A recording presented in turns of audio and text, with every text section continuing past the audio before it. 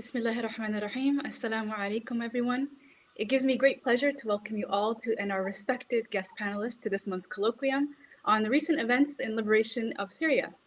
This session, entitled Syria's Transition, Legitimacy, Governance, and Ummatic Solidarity, seeks to critically examine the transition of governance in Syria amid the legacies of conflict and revolution, focusing on the enduring tension between centralized authority and alternative visions for political order. A key challenge for the revolutionary forces has been the lack of sustained international support for their radical rhetoric aimed at dismantling oppressive systems, limiting their global legitimacy. As new governance structures seek recognition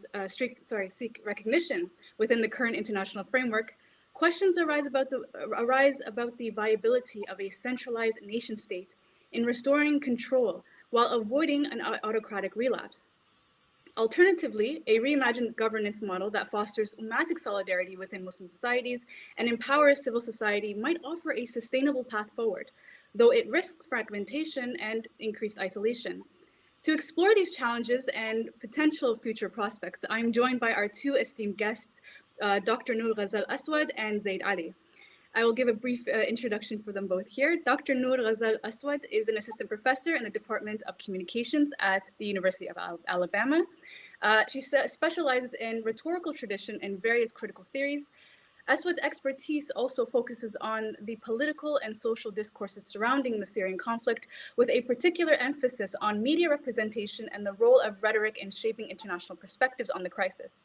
Her upcoming book, entitled Searching for Solidarity, The Revolutionary Dreams and Effective Politics of Radical Social Movements, seeks to shed light on the discussion at hand today.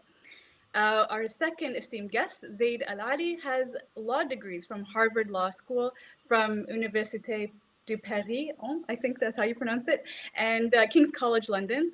He started practicing international arbitration in 1999, and from 2005 to 2010, he was a legal advisor to the United Nations, focusing on constitutional, parliamentary, and judicial reform in Iraq. Since the beginning of 2011, he has not only been working on constitutional reforms throughout the Arab region, particularly in Tunisia, in Libya, Egypt, Yemen, and Sudan. He has also published widely on Iraq and on constitutional law. So I wish to extend a gratitude and thanks to both of our guest panelists on this very important topic. So without further ado, I will pass the floor to our first speaker, to Dr. Noor, to begin the conversation with us. Please, Dr. Noor. Thank you so much for inviting me. I'm really excited to be in conversation with you all today. And so, as Ilham kind of explained, I am a political communication and social movement scholar. And so I'll be coming a little bit from this perspective, but then also kind of joining in the conversation of what's happening today in Syria. And so I think, first of all, it's really important to realize that the fall of the regime and the transition of governance that we see in Syria today did not happen in a vacuum, but it's within the arc of over 13 years of liberatory struggle, and arguably over 53 years of struggle with the Assad regime in power. And so the liberation of Syria that we see today really came on the blood and sacrifice of millions of Syrians who gave their lives for this moment. And it's rooted in a revolution which was actually by outsiders kind of deemed dead and decimated. Idlib, which was actually the last stronghold of the revolution, was actually kind of garrisoned and left to plunder by the regime, actually kind of was suffering from almost daily bombings by Assad and his ally, Russia. But in the end, it was Idlib, which was the very spring from which the Syrian rebels trained and emerged to fight for their land. And Syrians really took matters into their own hands in this advance, which was largely bloodless.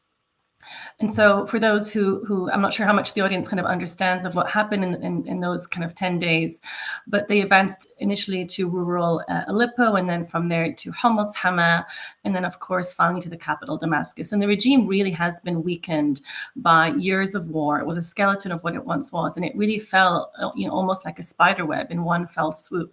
When their allies, their longtime allies, Russia and Iran, failed to prop it up, they kind of collapsed. And the regime's army, mostly made up of conscripts, kind of coerced into serving against their will, and also who didn't have much loyalty left to Assad. Really, many of them didn't even give up much of a fight and deserted their posts. And of course, Assad, I think his ending was fit for the kind of person that he was, is that he neither resigned nor apologized, but really fled to Moscow in secret. So this is a historical moment. I want to just emphasize that Syrians in the streets are joyous. They are deliriously happy. I know that I personally often kind of want to go back to the emotions that we had when the regime fell, a regime that we thought we would never see the end of. And so it's a beautiful, and even today, seeing Syrians in the airports being reunited with their families after some of them decades of separation. Refugees in the diaspora are returning home to loved ones who they had been separated from for years. We also saw the amazing sight of political dissidents, prisoners of conscience, those who were forcibly disappeared into what's been called Syria's gulag, which is the labyrinth of Assad prisons. And at the same time, just as we have this immense joy, we also, there's a lot of grief as we are speaking, discovering mass graves. Of course, many people who gave their lives who aren't here to witness this moment. And a lot of grief about people who did not come out of Assad's jails, who were killed under torture. And so the price has been high, but Syrians now, we can finally dream again of creating and building a beautiful, prosperous, and dignified Syria. But at the same time, one of the primary challenges faced by the revolution, and it's important to kind of note this today as well, was the absence of sustained international solidarity, particularly with the revolutionaries who were sacrificing their lives to dismantle these systems of oppression. And so any analysis of the dilemmas of recognition of the current government, and as we move ahead towards state building, and the challenges and opportunities ahead, really has to recognize the ways in which the revolution itself was perceived and engaged with in the outside world, because the remnants of that, in fact, still continue. And so, in many ways, the international community was really oblivious to the Syrian struggle. And I can throw around lots of numbers here, and I think Syrians are really tired of throwing around numbers because the numbers are so large that they almost become numbing at some stage. But after 13 years of struggle, we have 1.2 million dead, and that's the estimates by Syrian Human Network organizations. Over half of the country is displaced, either internally or outside of Syria. At no point were any safe zones, no-fly zones, humanitarian corridors enacted. At the United Nations Security Council, there was a deadlock, obviously vetoes by China and Russia, that prevented Assad or Syria from being referred to the International Criminal Court in The Hague. There was no significant military aid for the rebels to defend themselves, and so Syrians were left with no defense against the airstrikes that were coming to them. And so in the end, the international community, and this includes the Ummah, honestly, if there is such a term, but the Ummah, nobody really came to the support or to the aid of Syrians. Not a single refugee was returned, not a single detainee was released, and there was no ability to even put pressure on the regime to even enact minor reforms or allow for refugees to return. And of course, Obama's red line about the use of chemical weapons was never really followed through, and in fact, emboldened the regime to continue in its massacre of Syrians. And in the last couple of years, we saw normalization of Assad, which took place not only from the West, but also countries, Gulf countries and other countries within the Arab region that were normalizing as if nothing had really happened. And so for Syrians, as Omar Shugri says, who was a child prisoner under Assad, we dreamed alone and we fought alone. And I really hope this is not the case moving forward. And that's why I want to kind of delve deeper into what really happened. So not only did we not receive the solidarity that Syrians felt that we deserved, but when discussed, the revolution was invisibilized, maligned, and misunderstood in ways which really undermined Syrians' ability for self-determination and undermine their bravery. And so we were engaged constantly, even as we were being bombarded, in what Wafat Mustafa, whose father, Ali Mustafa, was forcibly disappeared. She calls it this competing war of narratives. So we're in this actual war with the regime. We're fighting for our dignity and for our lives.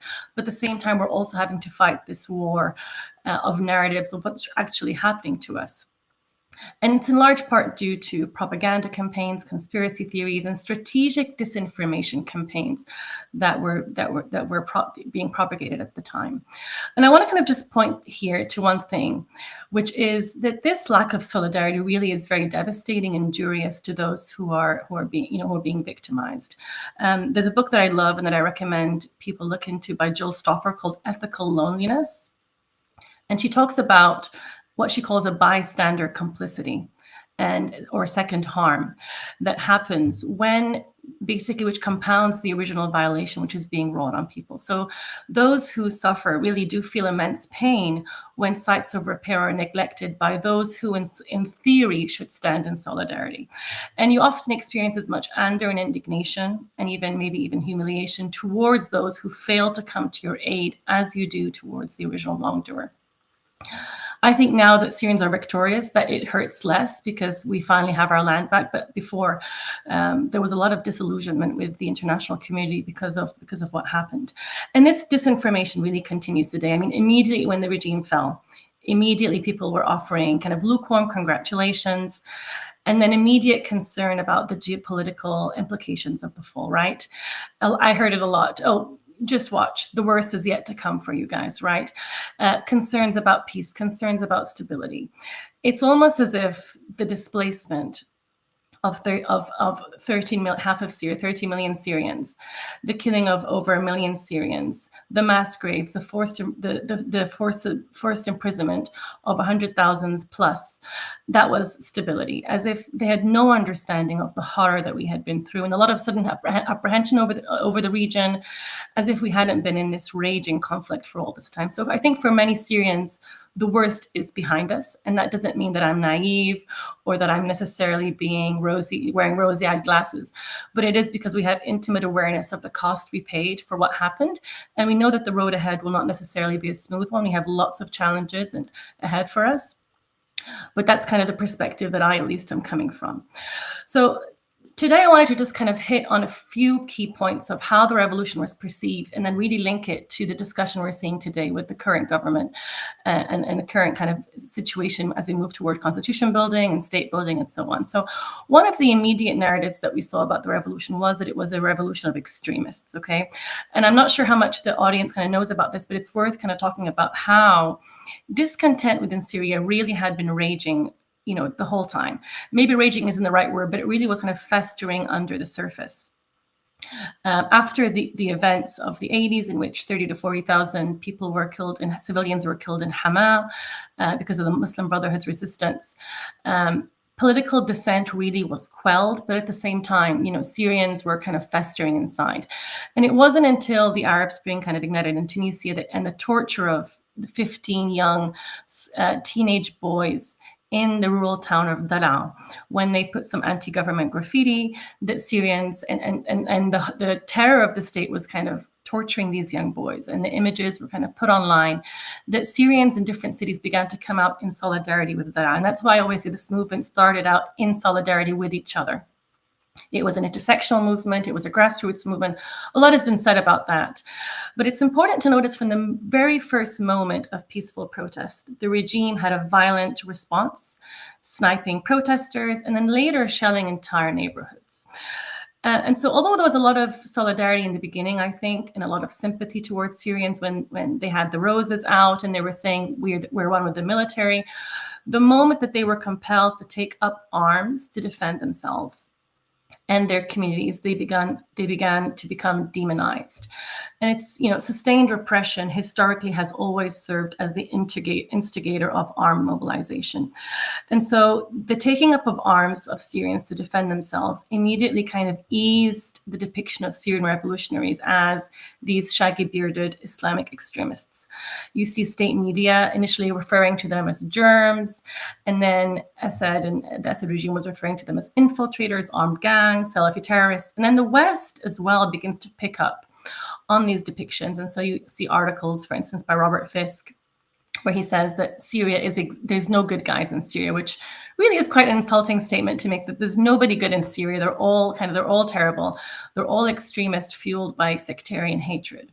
And it really kind of conflated all of these revolutionaries into this one monstrous identity of extremists. And eventually it got to the degree that we were being conflated with ISIS in this kind of very black and white simplistic narrative, when in fact, ISIS had kind of co-opted the regime for their own ends. And in fact, rebels were fighting against ISIS in many situations. And I think what really exemplifies to me how far this narrative went is when you see the White Helmets, who are still active today on the ground doing incredible work. And so the White Helmets is a humanitarian organization of rescue workers who would come in after bombings to salvage and save people from under the rubble, often at great risk to themselves. I mean, Russia had a technique of they would double bomb. So they'd bomb, they'd leave, and then come back later to bomb the rescue workers. And so the White Helmets was kind of subject to a campaign that they were Al-Qaeda linked terrorist organization. So vilifying the very heroes that were doing this kind of work and who actually, many of them lost their lives. At the same time, the contrast really was that you have this bourgeois party under Assad. He's Western educated, he's polished, he's wearing his tailored suits. His wife is British born, she's a modernizer, Western educated as well. And so this kind of secular politics to kind of get this version of respectability was used to contrast with these kind of shaggy bearded extremists, these black and brown Syrians who are all terrorists. And so this is a narrative that really eased the whitewashing of the regime and the work it was doing and the genocide it was committing against Syrians. And so, in fact, we haven't got time to go into all of the details of this, but, the revolutionaries really reflected the social fabric of Syria. So initially, yes, it was secular and it began to take on Islamic overtones. But really, if you look at the ideologies of the fighters and the rebels, some were secular, some were Islamic moderates, some were religious moderates, and some were on opposite different sides of the spectrum. But overall, many of them, and I would say the majority were Muslims like me, for instance, who we have Islamic culture. We speak in that vernacular that reflects my culture and my tradition, but that doesn't necessarily make them extremists, right? But this Islamic vernacular kind of made them unrecognizable as freedom fighters with notions of what civil and respectable modes of resistance could look like. And you see the contrast, of course, with Ukrainian fighters who are celebrated as they defend themselves in their land. But that kind of same understanding wasn't afforded to Syrian revolutionaries. Another kind of narrative that kind of fits in with this would be this idea of sectarianism. And now, of course, a lot of the critique, a lot of the worry moving forward is that are Syrians going to be sectarian? Are they going to be killing their fellow Syrians from different sects?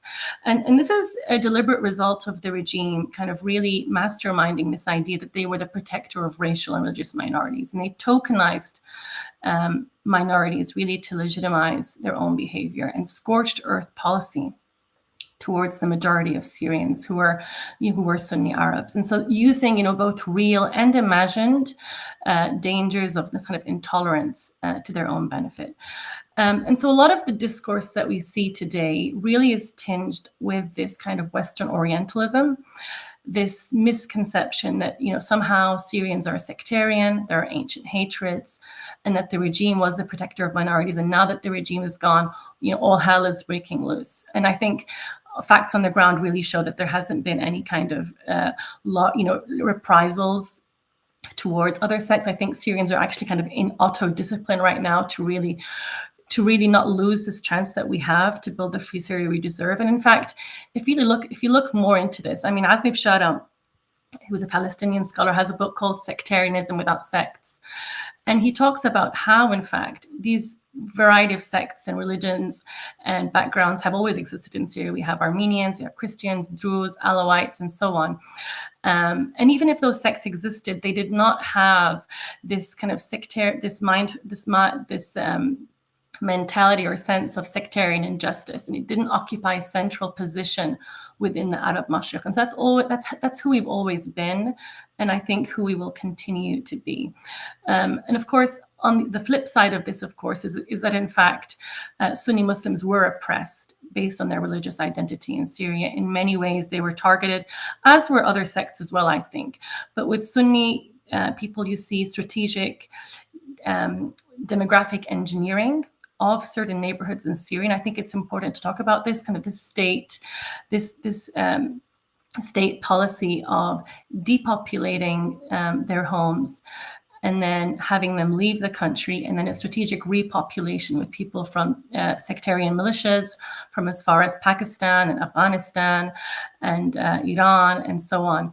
And then expropriating the belongings of these peoples and giving them to non-indigenous populations. And so it really is very cynical how the regime was using this narrative, and really is in fact perpetrating sectarianism against these people. And so a lot of the discourse that we see today, I think, is tinged as well with Islamophobia. And I'm not here at all to say that I'm going to be the spokesperson or that I guarantee whoever now is in charge. And I think a lot of critique is valid. And I think Syrians have fought dearly for the freedom to express themselves and to critique. At the same time, a lot of the critique really has been tinged in Islamophobia. And you see a lot of obsession over handshakes. Is he wearing a suit? Oh, he's wearing a tie today. Oh, what about alcohol? What about forcing of the veil on Syrian women? And oh, is this government going to be sectarian? And a lot of these narratives have been planted historically. They're not just popping out today for the first time, but these have been existing before and have been planted by the regime and have been used very cynically by people outside of Syria to divide Syrians. And so we almost forget that just 1 month ago, we had a dictator in a suit who was walking the halls, who, dare I say, was a drug lord and who burnt the country to the ground. I think as well, this obsession with the Islamist versus secular discourse also kind of takes us away from the conversation about democracy and authoritarianism, which I think is really where the critique and where the attention needs to be focused on as well. The other narrative that I want to talk about that we also see a lot of focus on in the media is that it was an imperialist revolution. And this perception still prevails, and it hasn't been an impediment to solidarity. It really is that the Assad regime was part of the so-called axis of resistance to Israel in the West, along with Hezbollah and Iran. And that the fall of the regime is in fact deleterious to Palestinians. In actuality, the regime really instrumentalized and used the Palestinian cause to legitimate its own existence, and then to smear the revolution as this kind of foreign imperialist conspiracy, essentially arguing that Syrians were incapable of a genuine popular uprising, that they were just mindless fighters or puppets being used by the West, by global and regional powers. And there's a lot of evidence to kind of really prove that this was all really a facade. I mean, first of all, you have the emergency law, which is a martial law enacted when the Ba'ath Party took power, purportedly to counter the military threat of Israel, but it was always used to suppress internal dissent and used for arbitrary detentions of Syrians. Then you see Farah Palestine, which is the largest military intelligence branch of the regime, which was also purportedly supposed to collect information for Palestine, but is in fact notorious for its torture of Syrians and Syrian Palestinians. And there's plenty of examples of activists who were kind of the victim of Palestine branch. For instance, you have Talal al-Malouhi, who was an activist who was imprisoned for writing poetry about Palestine on her blog in 2009. You have Basil Khartabil, which is a Syrian Palestinian software engineer who was also an activist, and he brought the internet to Syria, who was also detained without trial by the Assad regime in 2012, and he was actually executed in Adra prison in 2015. And of course, the more structural things to point out are the violence that the regime committed against Palestinian refugee camps, be it Yarmouk in Syria or historically in Tel Zatar in 1976 by his father. For those who don't know, Yarmouk actually is the biggest Palestinian refugee camp outside of Palestine. That's what it was. So it was home to over 160,000 refugees. It was called Syria's Gaza. Starting in 2012 until 2014, it was besieged by the regime. No food, water, or humanitarian aid was allowed in because of the regime's typical starve or bow sieges. They also engaged in attacks on civilian buildings, on homes, hospitals. And right now, if you look at footage of Yarmouk, it's completely pulverized and it's actually been depopulated completely. So that is the legacy of the Assad regime for Palestinians.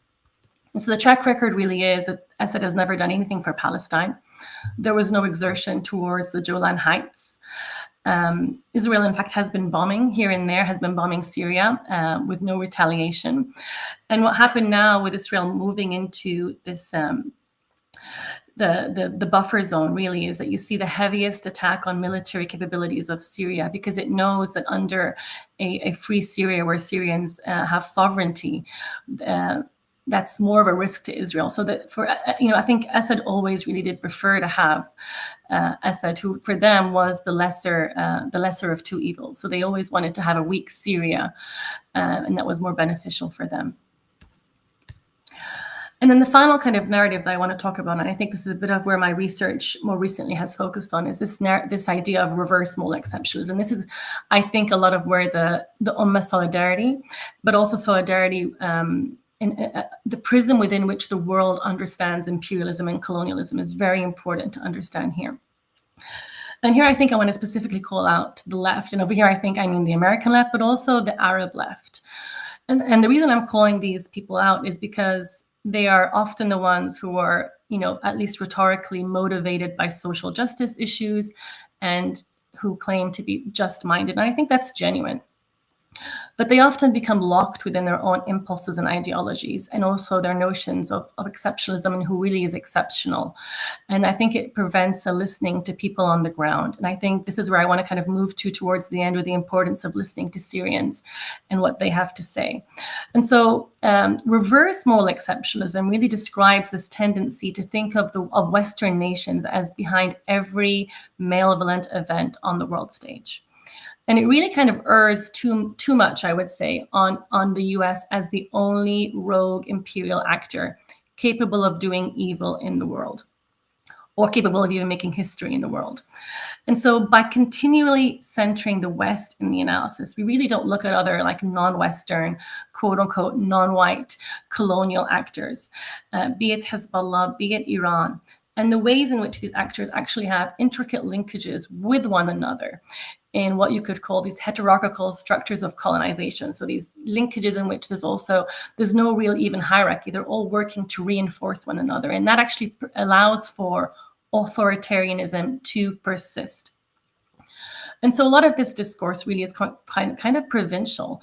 White is bad, Black and brown is good. And so you begin to see these colonial brown actors. And here, for instance, these colonial brown actors emerge as apolitical victims. And so the death of Qasem Soleimani in particular is a really good example of this. Qasem Soleimani was the commander of the Quds, Iran's Quds Force, the external operations branch of the IRGC. And he was killed by US drone attacks in Baghdad and Iraq. It's worth mentioning here that Iran was involved in starvation sieges in several cities in Syria, such as Madaya and Zabadani, and in fact, since 2013, was involved in the Syrian revolution and empowering Assad to kill his own people. And so Soleimani wasn't just an Iranian general, but for us, he was a colonizer who was with his boots on the ground in Syria, depopulating Syrians from their lands. And so when he was assassinated by the US, Syrians were in the streets celebrating. We were ecstatically happy that this killer had somehow, not because the US cared about us, but because for some reason our interests had intersected, right?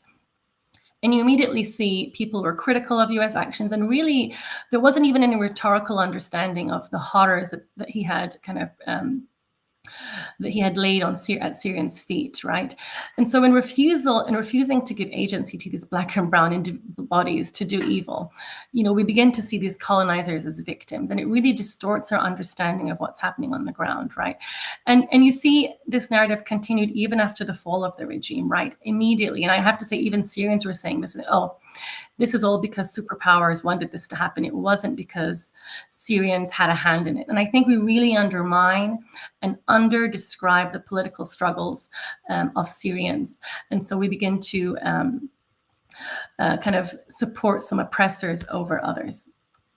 So to kind of conclude, I think I want to just end on a quick point here, is that for us, the revolution really was not limited to overthrowing the regime.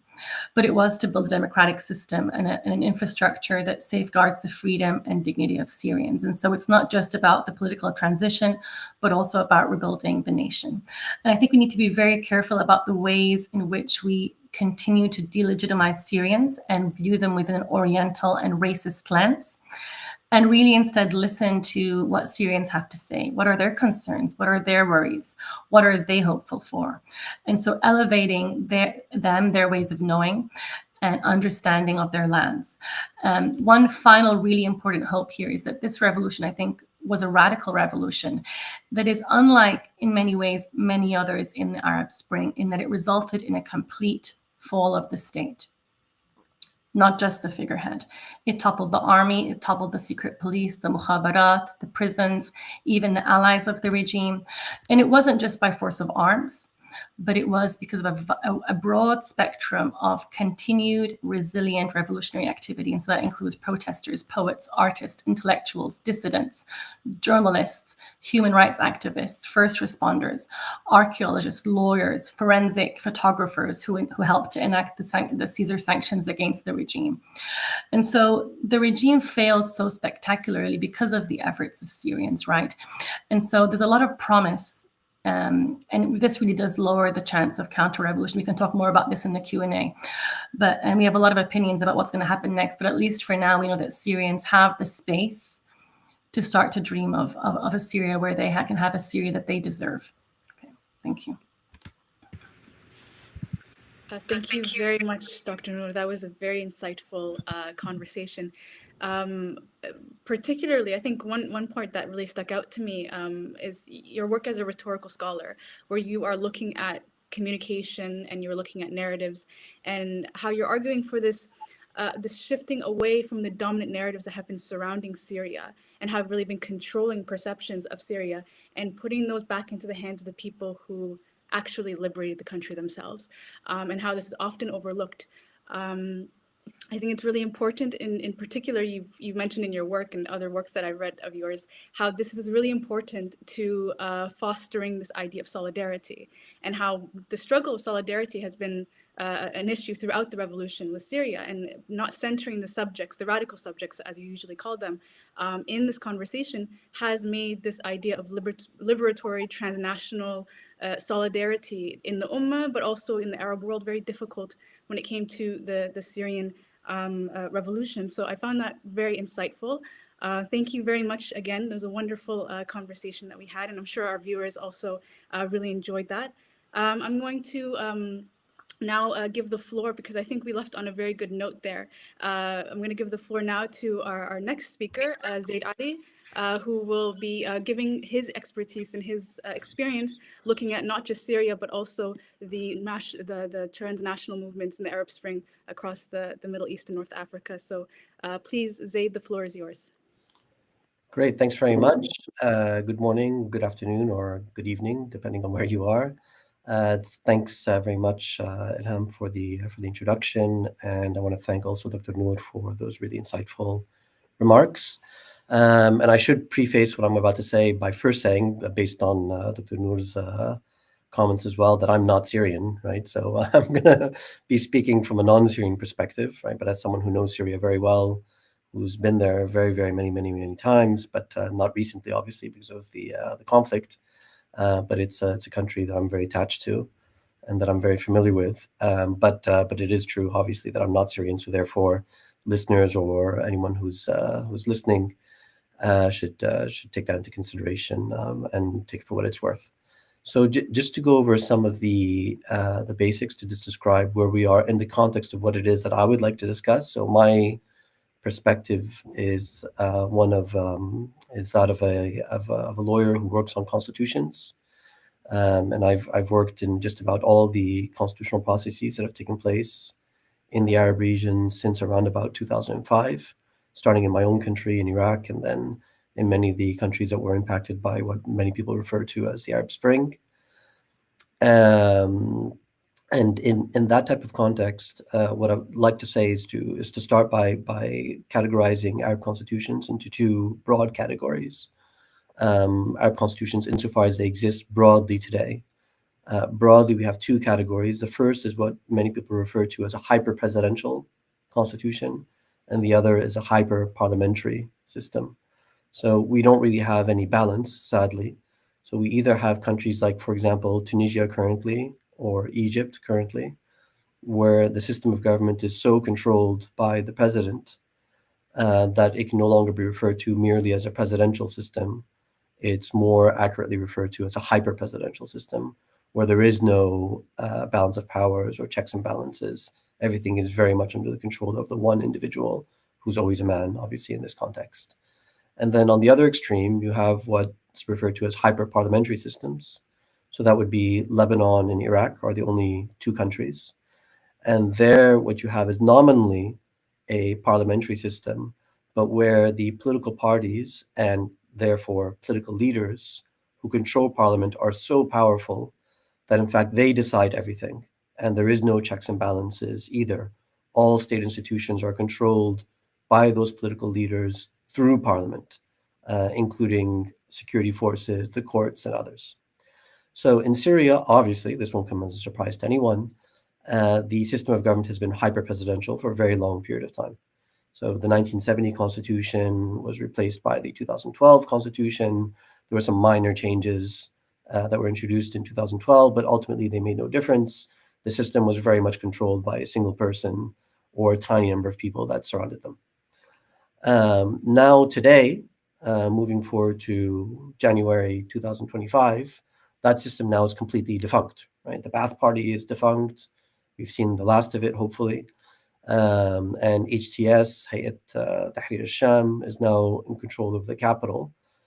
However, not over the entire territory. And this is something that Dr. Noor has already referred to, but the country remains heavily divided internally. We have the Northeast, we have other parts of the country that remain divided, but also Hayat Tahrir al-Sham, HTS, has a relatively small number of individuals who are involved in security, so their security forces or the fighters or armed groups or armed people under their control is around about the number that's broadly accepted is 30,000, which is actually a tiny number of people for a country the size of Syria. And so even in the territories that they control, it's a challenge for them to maintain full control. And some people may be aware of some incidents where HTS has struggled to keep control over parts of the territory that's nominally under the control. There was an early push after HTS took control over Damascus to get a lot of things done very, very quickly. There was some positive messaging, which I'm sure many people heard and were aware of. Communication is not my field. However, everyone picked up on the positive messaging. There's discussion of inclusivity, of making sure that people didn't think that the way in which HTS governed in Idlib would be the way in which that they would govern in Damascus. It's a very different environment. Idlib is considered to be, I'm not very familiar with Idlib, but what people have said is that it's a much more conservative part of the country, and Damascus and many other parts of the country are much more diverse, potentially including many liberals or liberal Syrians. You know, that's what broadly how people describe the situation, and therefore the concern very early on was that HTS would govern Damascus in the way that it was governing Idlib, but very quickly they sent out messages explicitly saying that that's not the way in which things would happen, and that they were obviously very aware that Damascus was different. There was some nuance as well, and not everything was pointing in the same direction. So, and there were some things and introductions that were made that were causes for concern for some people. So some changes to the education curriculum that raised some eyebrows, some statements about women judges as well, or the capacity of women to serve in the judiciary. That was many people picked up on that and didn't really appreciate those comments. They've been sort of like curtailed and broadly there hasn't been a huge trend in that direction, but still it's there's some nuance in terms of the discourse about inclusivity. There was also early on discussion of a national dialogue conference that originally was intended to be organized extremely fast. The idea being that it would be around about 1,200 people. That was what the number that was being discussed publicly, and that at that event, many formal announcements would be made with a view to legitimizing some of the changes that have been taking place since HTS took control over Damascus, including the dissolution of armed groups and their integration into the Ministry of Defense, and also the launch of a new phase of the transition and the launch of a constitutional process. So now that the preparations for that dialogue appear to be slowing down considerably, which, in my view at least, is a good thing, because if it had taken place in the time frame that they were originally conceiving, it would inevitably have been a circus. There's just no way you can organize that number of people in such a short period of time and not have huge discussions about agenda, representation, mandate, et cetera, et cetera. So preparation is definitely a good thing, but too much preparation, on the other hand, isn't welcome either. So we can look back at, for example, the dialogue conference that took place in Yemen in 2013. It took around about a year to prepare for that, and it was a much smaller scale dialogue. It's around about half the participants that were being considered, that are currently being considered for Syria. And that year-long preparation was really a drag on the transition. So hopefully it won't last that long, but definitely there needs to be more clarity about participation and mandate and manner of proceeding for that dialogue process in order to move forward. So having said all of that, I'd like to discuss some of the challenges that Syria is inevitably going to be facing. So very obviously, and I'll say this again in a minute, but every country is unique. Syria obviously has its own particular factual circumstances, its own historical circumstances, its own culture, its own people, its own challenges. However, at the same time, Bismarck said, Bismarck, the former chancellor of Germany, and he was very right to say, and this is something I quote a lot, that only fools learn from their own mistakes. Very intelligent people learn from the mistakes of others.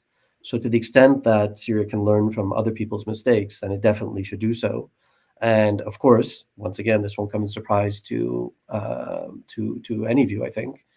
Many mistakes have been made in other parts of the region over the past 20 years, and Syria would do very well to look at those mistakes very, very closely, even though, of course, every country has its own factual circumstances.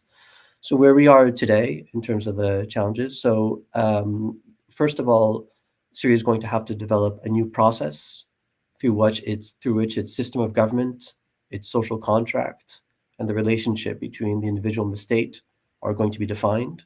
So by process, what I mean is the means through which that's going to happen. I don't mean the substantive rules. What I mean is, for example, who's going to negotiate it, in what body, according to what time frame, and according to what decision-making rules. Are we talking about consensus? Are we talking about majority decision-making? Are we talking about a long process over several years or a short process in a few months? Those are real issues that need to be decided. There was a hope or a desire that was expressed early on in after when HTS took over the capital, Damascus, and the Ba'athists fell, that the UN process would continue. I very much was of the view, and continue to be of the view, that the UN process was a charade, and there was nothing serious about it at all, and that it should be abandoned. And it appears that that's what's currently going to happen. There was some discussion that perhaps at least some of the documents that were produced in the context of that UN-led process should be maintained or at least used as reference documents. Maybe, but I just don't see why that would be helpful at all. I mean, those negotiations, if that's what we're going to call them, were between a Ba'athist regime and others, and the Baathists had no interest in compromise whatsoever. I mean, the circumstances that we're living through now are completely different. So I don't see why anyone would look at that process as being something that would be useful.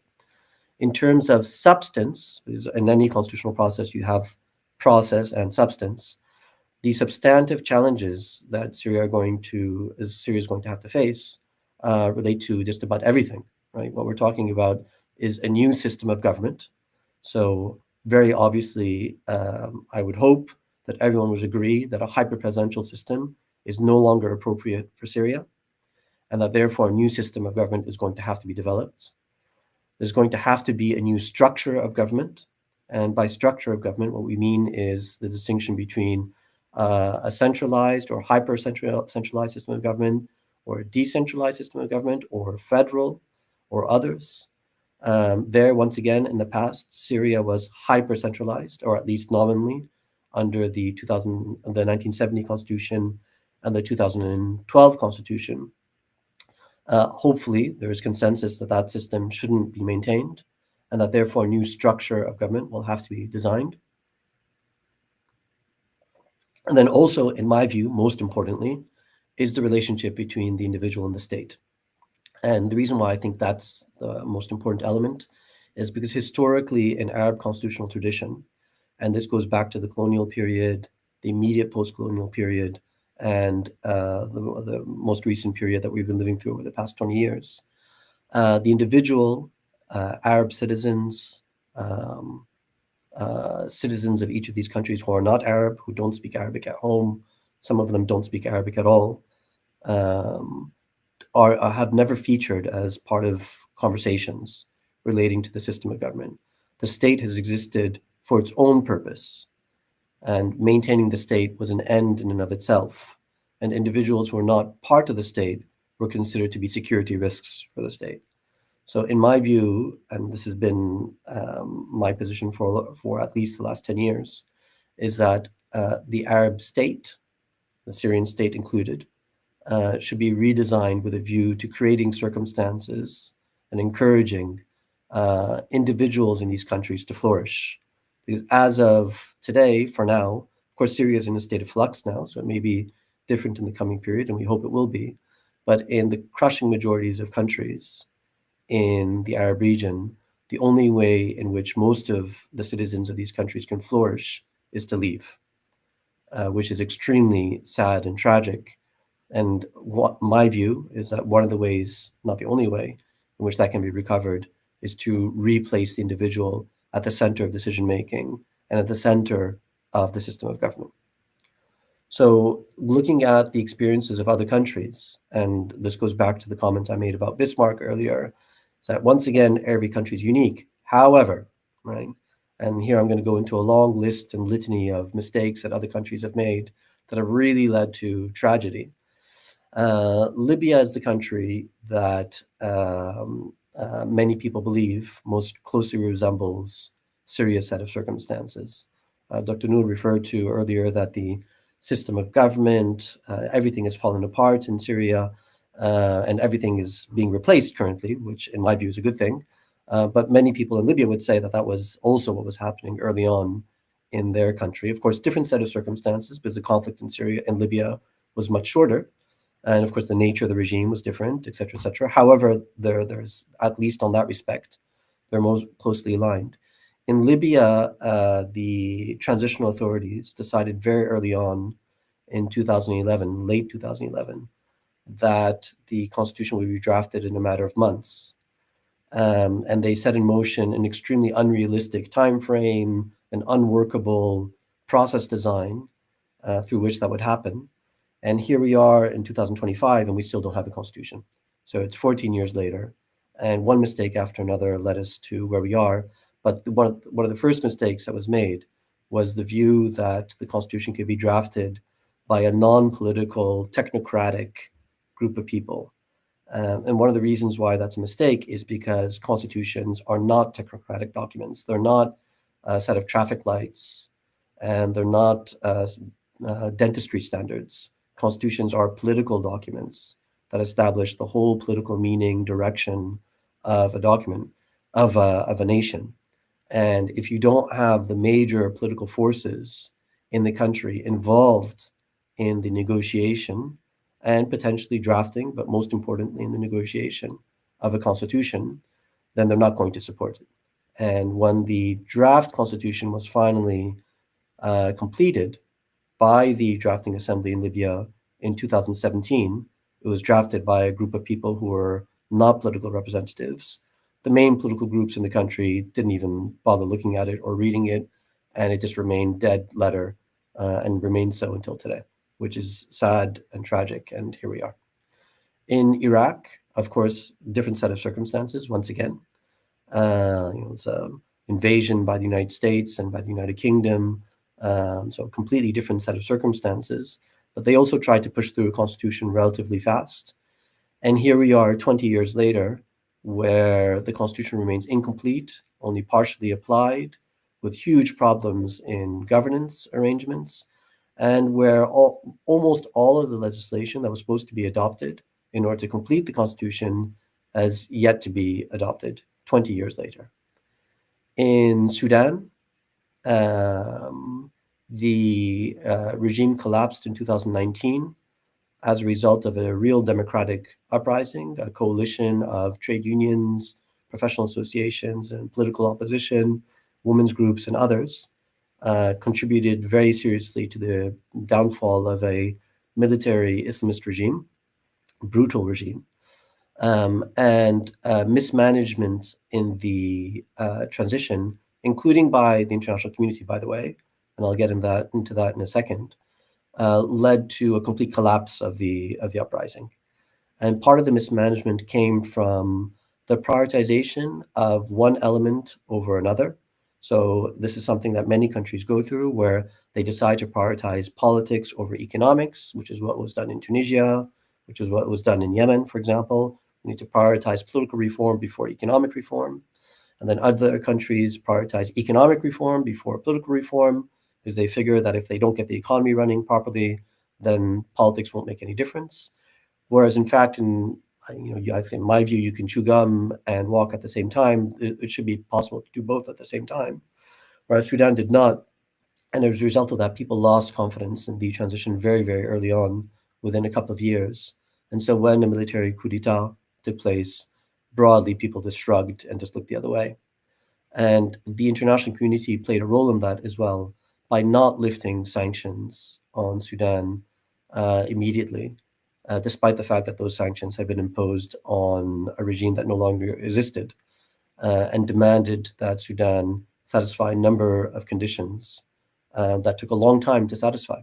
And as a result of that, the economics did not improve as well. And then finally, what I would say is just about Egypt and Tunisia. The negotiations that led to the adoption of the constitutions in 2012 in Egypt and 2014 in Tunisia weren't taken seriously enough. And the individuals who participated in the drafting of those constitutions weren't sufficiently open-minded, and I'll say more about that later, as a result of which they adopted systems of government that were, in my view, very deficient and prone to relapsing into totalitarianism, which is precisely what happened in both of those two countries. Particularly in Tunisia, the adoption of what they hoped would be a hybrid semi-presidential system, whereby power would be shared between a president and a parliament and a cabinet, ended up giving too much authority to the president, who then used that authority to carry out a coup against the constitution and cause for the country to relapse into totalitarianism. So having said all of that, what does that mean for Syria? So of course we don't know. I mean, it's just because all these other countries have had all these problems doesn't mean that Syria will necessarily do so. So we're hoping that things will go better in Syria. There have been early references, I mean, still early days, but some of the leadership of HTS in Damascus have made early references to presidentialism and to centralism. Some people have said that, but those weren't, firm positions, firm negotiation positions, and that those were just sort of like off-the-cuff remarks. And surely they're going to be more flexible when it comes to negotiating, and they'll understand that presidentialism is dangerous in a country like Syria, as it would be, in my view, in my country, in Iraq. That may be so, and I hope it's the case. However, it's important to just note that presidentialism, in my view, in countries like Iraq, in countries like Syria, in Tunisia and other places, is a highly dangerous system of government. And the reason why is because in our countries, sadly, there's a very weak commitment to the rule of law. And there's a strong tendency amongst many people, not all, but many, to gravitate towards the one figurehead, the one person that's going to lead, and the one person that's going to solve all our problems, based on the hope and the expectation that this individual will be a good person, rightly guided, and will not relapse the country into war and totalitarianism, repression and torture, etc., etc. Okay.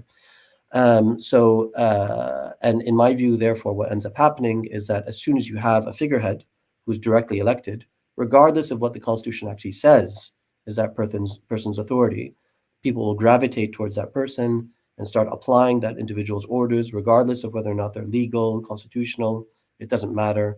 And as soon as that individual starts calling for people to defend the nation and defend the state, then people will just start gravitating towards them. It'll be really easy for that individual to blow everything over and carry out a coup against all other institutions, as was the case in Egypt, Tunisia, et cetera, et cetera. And of course, once again, Syria may be different, but I just don't see why it would be. There's just no real reason why anyone should think that it should be different. But then again, there may be something that I don't know. So in my view, presidentialism is definitely a dangerous system, and we should look to other systems. Sadly, the only other model that we have in the Arab region is failed parliamentary systems, right? But that doesn't mean that parliamentary system of government is a failure per se. It's extremely successful in other parts of the world. It's just that our system so far in Lebanon and Iraq tend to be catastrophically bad. So in my view, and I won't speak for much longer, what we should aim to do in places like Syria, what I would encourage Syrians to do, and what I would encourage them to do face to face when I go to Damascus, inshallah, hopefully soon, will be to keep an open mind, to be more creative about what a system of government can look like. Syrians need to be listened to, and many Syrians have said, outside of HTS, that a highly centralized system of government isn't acceptable to them. Many Syrians have said that a highly presidential system is also not acceptable to them. As a result of that, there needs to be some loosening up amongst people who would gravitate towards those systems, with a view to moving away from that type of system towards something that's more balanced. And there, what I would encourage Syrians, HTS, others to do is to reimagine governance in a way that's never really been tried in the Arab region. So Dr. Noor has said earlier that Syrian's revolution is unique, and I agree, it is unique. And many things have been done in Syria that haven't happened elsewhere ever in the Arab region, and that's a really terrific thing. It's a great thing, and I would like for that to extend into system of government, and for people not to gravitate towards traditional conservative Arab constitutional tradition, and to move towards something that's different, completely different. You can't be too creative because there aren't that many systems across the world, so we will have to find some type of balance between a cabinet, a government, a parliament. So we won't be able to redesign it completely, similar to what perhaps Gaddafi did or whatever. I mean, those are institutions, courts that everyone's going to have to adopt, and Syria will do so as well, and maintain those systems but improve them. But reimagine the way in which they function, reimagine the system of checks and balances, introduce real inclusivity into these institutions. And just to give one practical example of what it is that I mean, I don't want to go into too much detail about this because constitutional nerds like me can go into this for a very long period of time. And it might bore everyone to death, right? But just to give one practical example, if I may, is that just take Egypt as an example.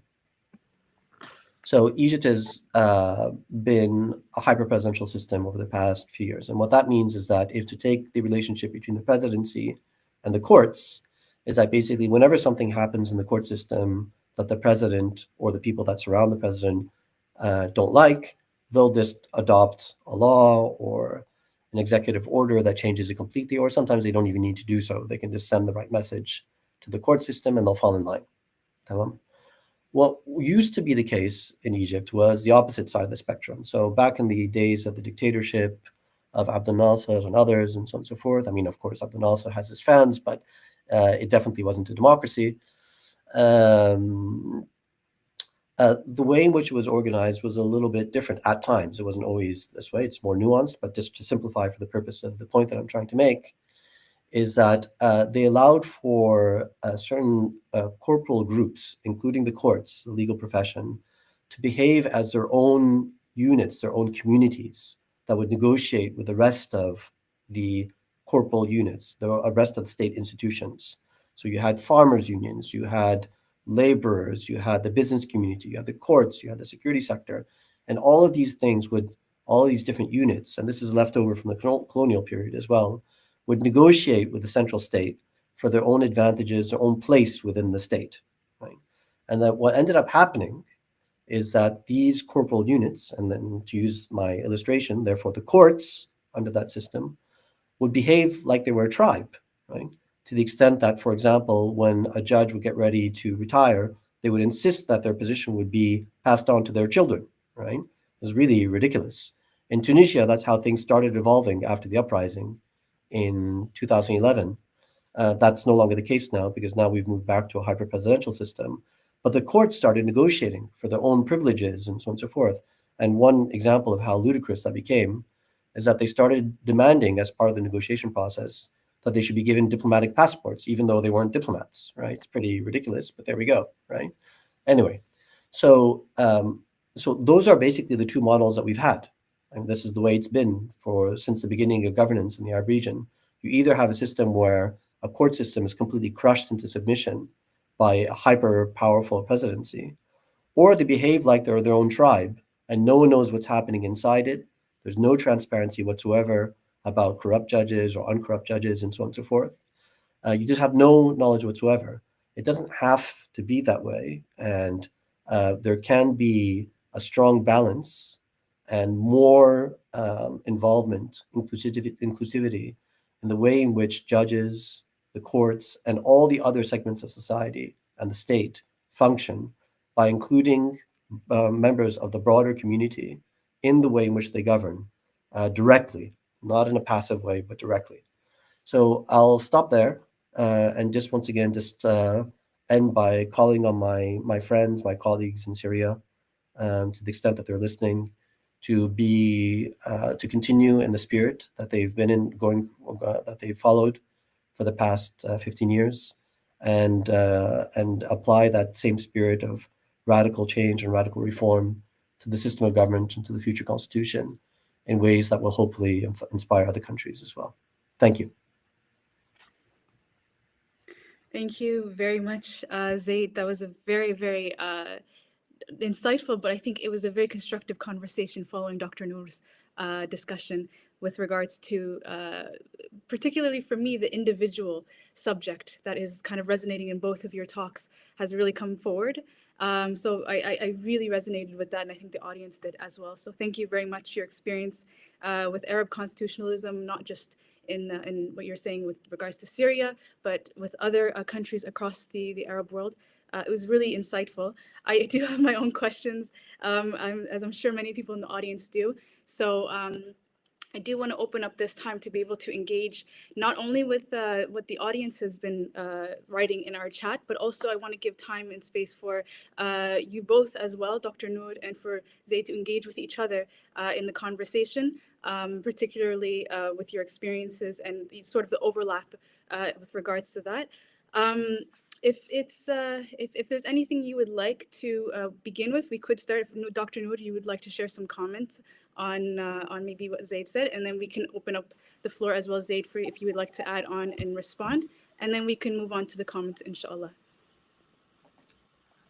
Thank you so much, Zaid. I really appreciated your comments, and I think maybe one of the silver linings, because of how long the conflict in Syria, the revolution has been so resilient for so long, is that things are definitely different for Syrians. At the same time, I think what you said really does underscore the gravity of the situation, that we have a mountain ahead of us to climb, and it's definitely not going to be easy. There are some positive indications, I will say. I just heard yesterday, actually, Tom Fletcher, who is the UNAID chief and a British diplomat, he had a episode on the Rest is Politics podcast, and fascinatingly, he kind of mentioned that he had spoken to the end of the night, he said, with Ahmed al-Shara, And he kind of referenced in just literally for a minute in that podcast his conversation with Ahmed al-Shara, and talked about how there is some contemplation of learning from the lessons of the other countries. And I think a lot of Syrians as well are really being very careful about how we move ahead and what kind of system will work best for us. And there's been a space for protest and for people to go out and give their opinion. And so interestingly, within that conversation, he actually said is that, Syrians, we need to learn from the mistakes of Libya, that we can't have power be too decentralized so that we are fragmented or balkanized. We need to learn from the mistakes of Iraq, is that we can't build the country without the people of the country being involved and within the state.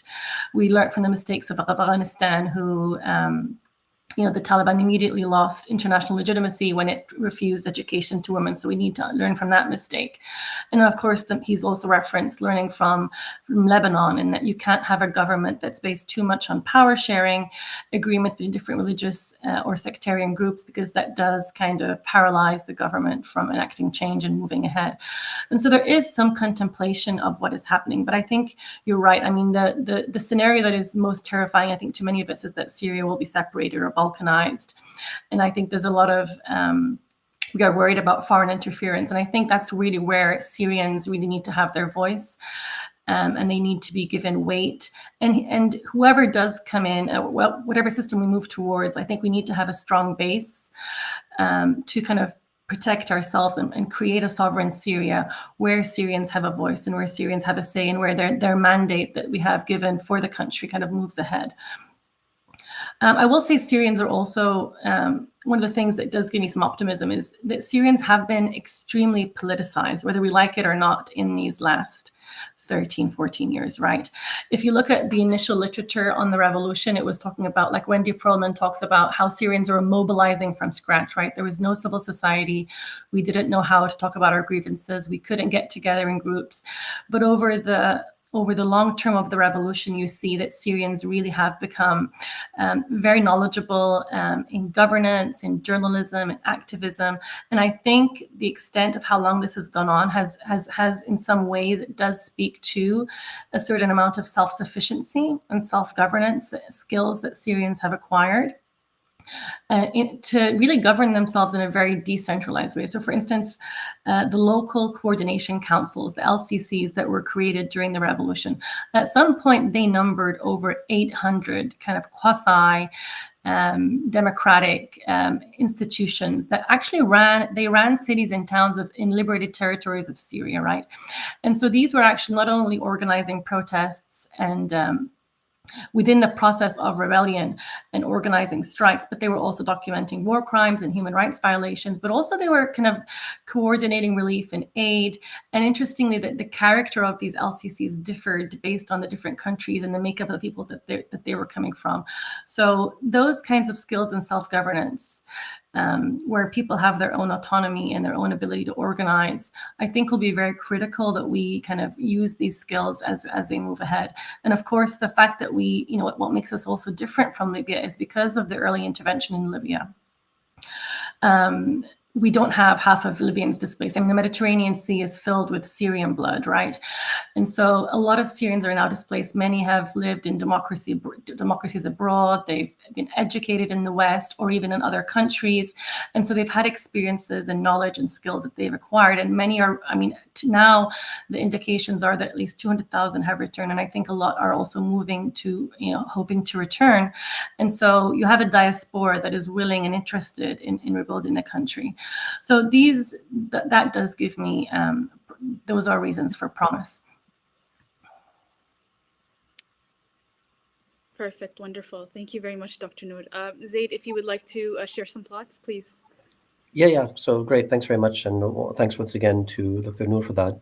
So just a couple of, just to add some more thoughts to the balkanization point and to civil society or the experiences that have already been developed in Syria. So on balkanization, of course, the thing is that it's already there, right? That's the problem, right? Is that Syria is already broken up today.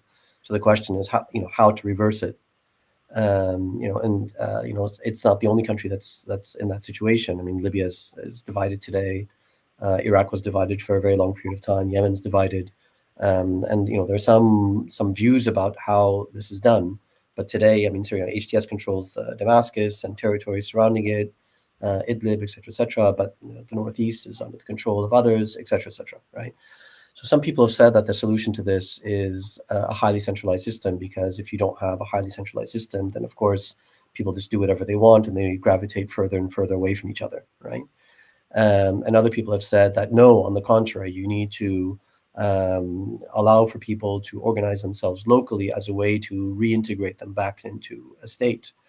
So both of those views have merit, but the reality is today it is broken up today, right? That's the thing, is that we have to deal with that reality, and of course people on the ground are aware of it and they're trying to deal with it, but it's complicated for them, and we have some experience in Iraq in dealing with this. So in 2003, when the war happened, the invasion happened in 2003, the Kurdistan region was separate. It had been separate from the rest of Iraq for a very long period of time, since the early 1990s, so for more than a decade.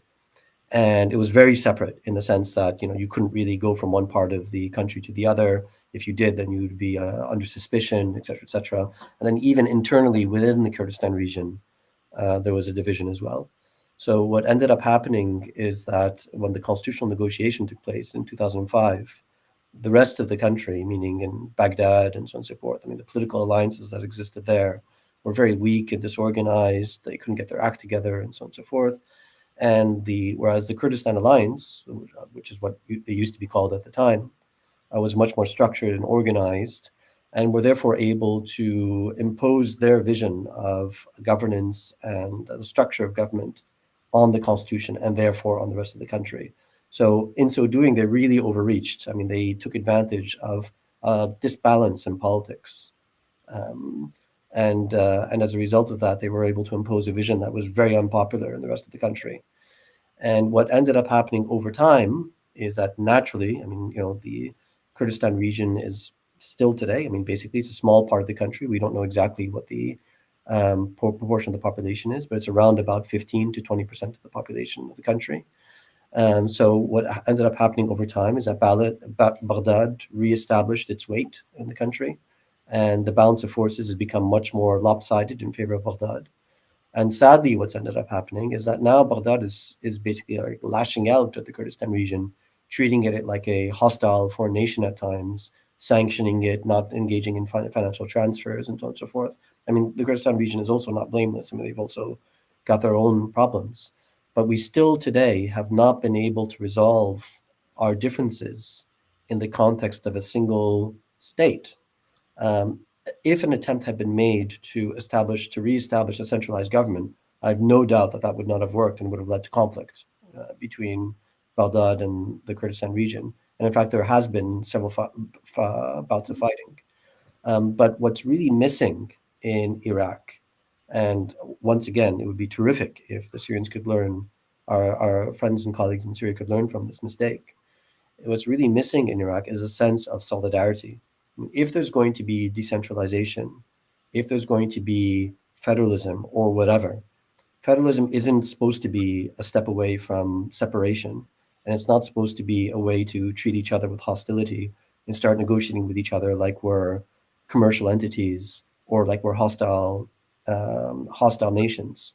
What it's supposed to be is a form of solidarity that's expressed through a federal system, and that balances itself and that looks after itself through federalism. That's what it's supposed to be, right? If that's not what it is, then you don't actually have federalism. You've got something else, right?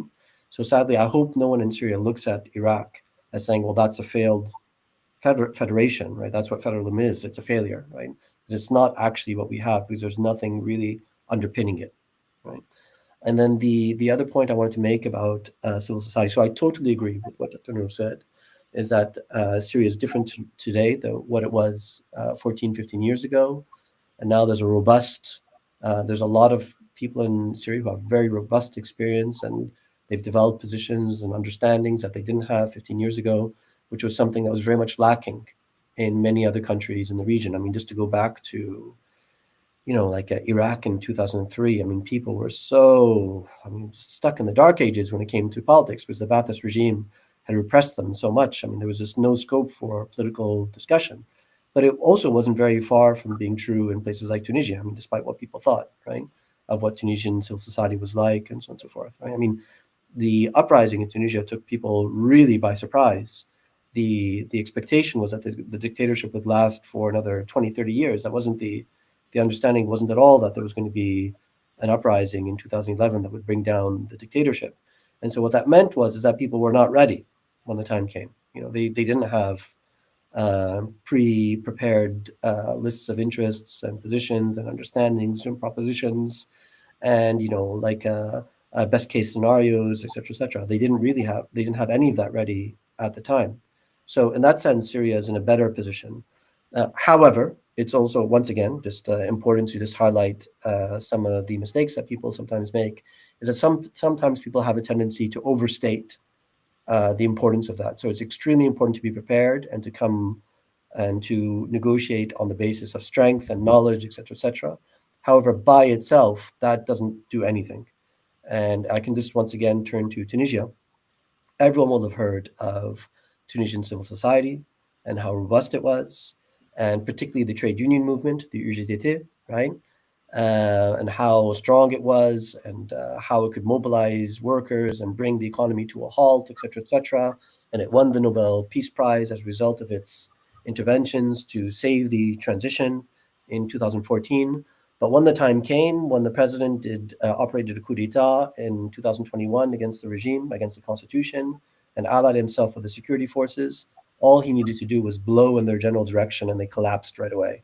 I mean, they didn't put up any resistance whatsoever to the manipulation of the constitution, to the undermining of the constitution, to the arrests of political opponents, arbitrary arrests, and so on and so forth. They did not put up any opposition because ultimately they hadn't aligned sufficient political support in the country for themselves. By itself, civil society cannot achieve anything. They need to be more politically savvy than what the rest of civil society has done in the Arab region, and they need to develop those political alliances to be able to position themselves more forcefully in negotiations. Thank you. Thank you very much to both of our speakers for engaging in some of the conversation. We're going to keep it going, inshallah, and moving over to the comments that we're getting from the audience. The chat is very active, as I'm sure we both can see. So actually, I'm going to start with the first question for you, Zaid. One of our audience members has asked, what kind of empowerment can the Syrian regime give to the people if they still can't fully control the territory? Wouldn't that lead to total defragmentation and sectarian war? And I will actually tack on my own question to this. It's kind of similar and related to that. You spoke about the state's individual relationship and constructing that. I was wondering if you could elaborate a little bit more on where the individual would be. What is the role of that relationship? What would the individual play in regards to the decision-making process, as you had mentioned, in the future of the country, and in light of the question that was just asked by the audience as well? So please. Okay, sure. Thanks very much for that. So I'll try to be brief because I'm worried that every time I answer a question, I'm going to speak for 10 minutes and it'll all be over very fast, right? So I'll try to just answer each of these in a minute, even though you said, please elaborate. So on the issue of empowerment, sectarian war, I mean, obviously it's very, very delicate, right? So, but the proper way of proceeding currently now is to engage in high-level negotiations and discussions about these very large governance questions on issues relating to centralism, decentralization, federalism, at a high level to make sure that that things don't fragment further than they already have. And I would also, other people have suggested this, and I think it's a good idea, is to not treat the constitutional process as this big negotiation process where you negotiate everything at the same time and it's all one package deal and either all falls apart or all works, right? Because the most likely scenario, if you do that, is that it won't work, right? That it will fall apart, given the track record so far in the Arab region. So instead, the proposition is to treat each element of the constitutional process as its own negotiation and to treat it like you would a peace process, meaning, and the reason why I say that is because part of the conventional wisdom in a peace process is that first thing that you need to do is to negotiate smaller agreements and build trust between different actors, and then build on that gradually towards a final agreement, right?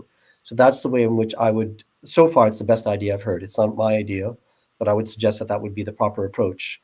And civil society needs to be involved, but you need the major actors to be negotiating and to be on board with the final agreement. Otherwise, they're just going to undermine it right away. So it's really important. And then on the issue of the place of the individual in the state. So I mean, there's traditional mechanisms that need to be maintained. I'm not suggesting that all those should be changed. So elections, democratic institutions, parliaments, local assemblies, those are all extremely important, right? However, it's really important to make sure that key institutions of state don't become these little islands or tribes by themselves, and they isolate themselves. So to take the courts as another example, as the same example, is that the courts traditionally have their own internal structures to govern the way in which they work internally. And typically in the Arab region, no one has any idea what they do, right? They're just doing things on their own. They're out there. And because judges are they have a lot of solidarity as opposed to other people in the country, they really don't like it when people criticize them and so on and so forth. They never put out any information about mismanagement, about corruption, about mistakes, and so on and so forth. So that obviously cannot continue. It should not continue, given that the court's role in society is supposed to be to protect the citizen, right? Up until now, the way in which the courts have protected themselves as an institution is to protect the state from the individual and not the other way around, right? So the first thing that needs to happen is the court structure, as with all other institutions, need to redefine their role to be to protect the individual from the state and not the other way around, right? That should be the starting point. That's one thing. And the second thing is that the community at large, meaning from outside the court system, ordinary people like dentists, engineers, street sweepers, whatever, they should be involved internally within the court system.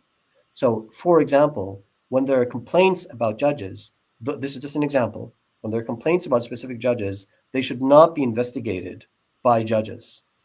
That's a huge mistake. That's always been the rule in the Arab region. It's a huge mistake because they refuse to condemn each other.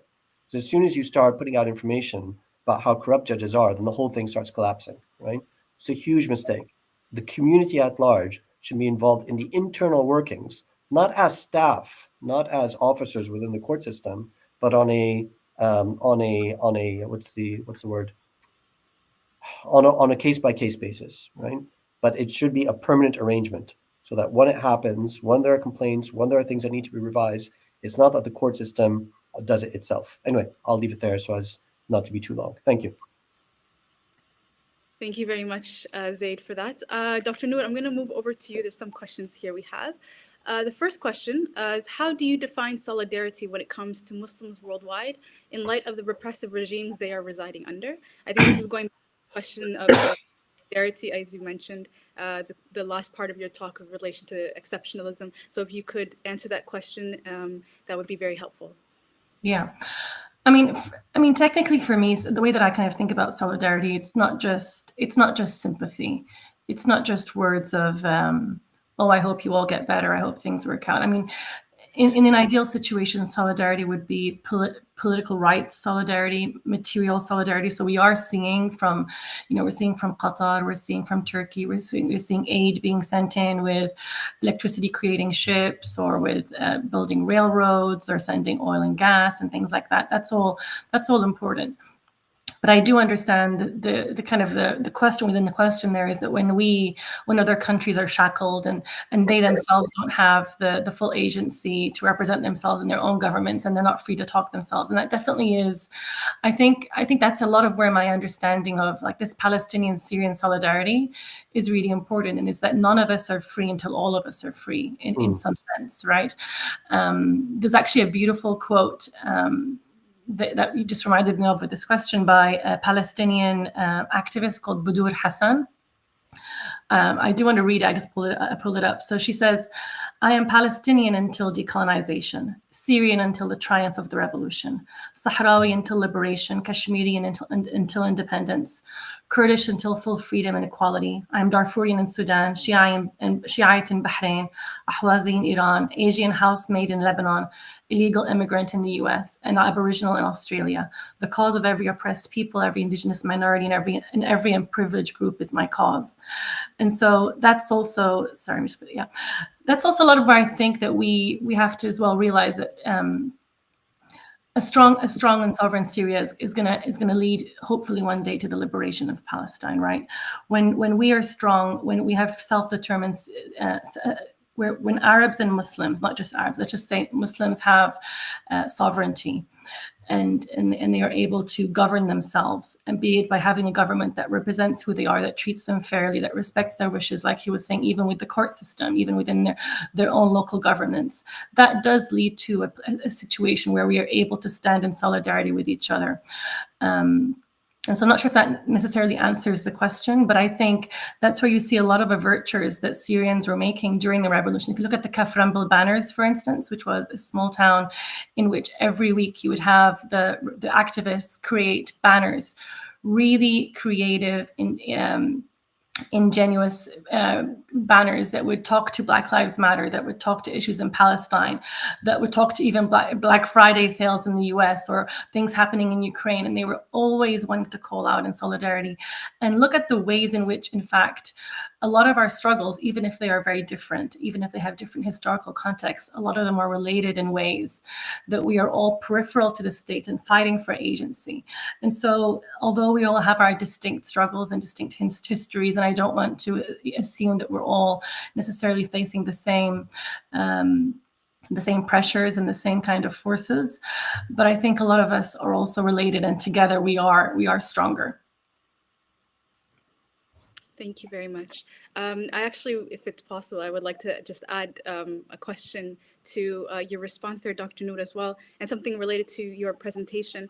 One thing you highlighted was you can say the question of the non-state actors. You have the revolutionary forces that came, they took back the country, they liberated Syria, and now they are a legitimate, on the international stage, they're a legitimate entity that needs to be, discussed with on and have conversations with on equal footing at this point now.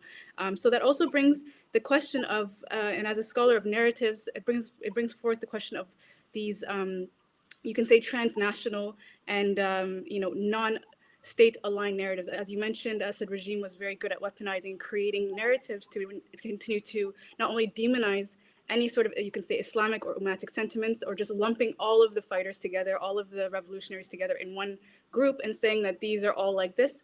The state is protecting the people, the state is taking care of minorities and all of that. This use of the sort of, you could say, a hegemonic narrative by the state. So as we are seeing sort of these non-state actors, these radical subjects, as you mentioned, coming to the forefront, we're also going to see, I think, from what I understand from your conversation, is this bringing forward of legitimate Ummatic solidarity, where is this question of where does Islam and where do Muslims, where does the Ummah fall into this question, now that you're seeing people of not only different backgrounds and different religious orientations, different political orientations, all playing a key role in the fostering and the cultivating of Syria, and also, inshallah, the freedom of Palestine as well, as you had mentioned.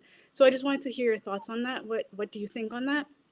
And also just how potentially these discussions of Islamophobia, as you had mentioned, are taking away from discussions of authoritarianism and taking that away from what the crimes that Assad had committed, and making it about Islam. How does that also take away from a legitimate Ummatic sentiment that could be growing in the region?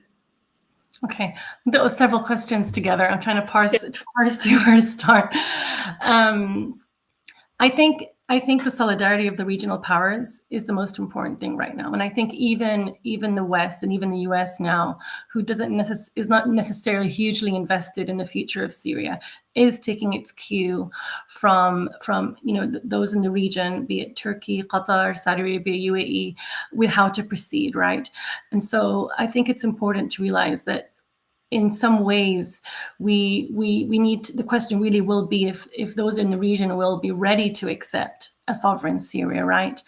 And so, and whether the Syrian government that's coming, and as we build our new state, whether we will be able to represent Syrians in the way that they deserve, and we don't repeat the same corruption, which is, and the figurehead is gone and the state is gone, yes, but the people as well have a lot of trauma and a lot of healing to go through before we can even come out of what we've been through. So it's definitely not going to be an easy process.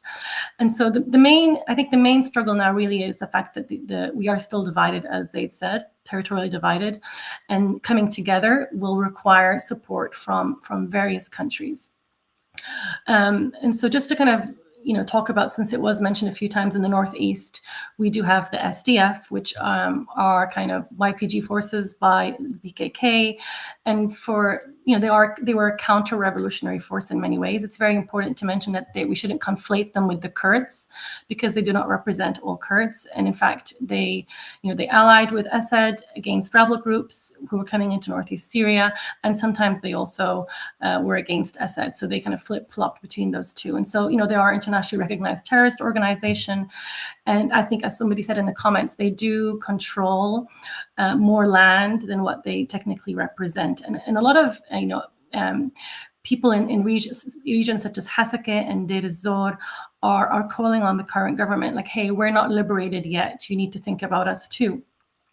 And interestingly, with the transition of power that happened in the US now with Trump, there are indications that there will be a pulling out of the US by the end of the year.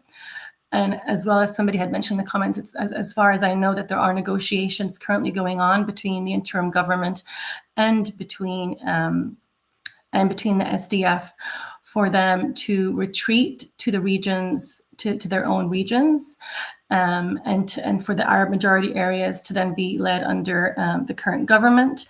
And so whether this will happen or not, because indications is that Erdogan and Trump have a good relationship, and that he has long been calling for American forces to leave and for NATO, Turkish forces to take over. And so that is the main concern right now, is that Syria can be unified under one administration and that we can work together.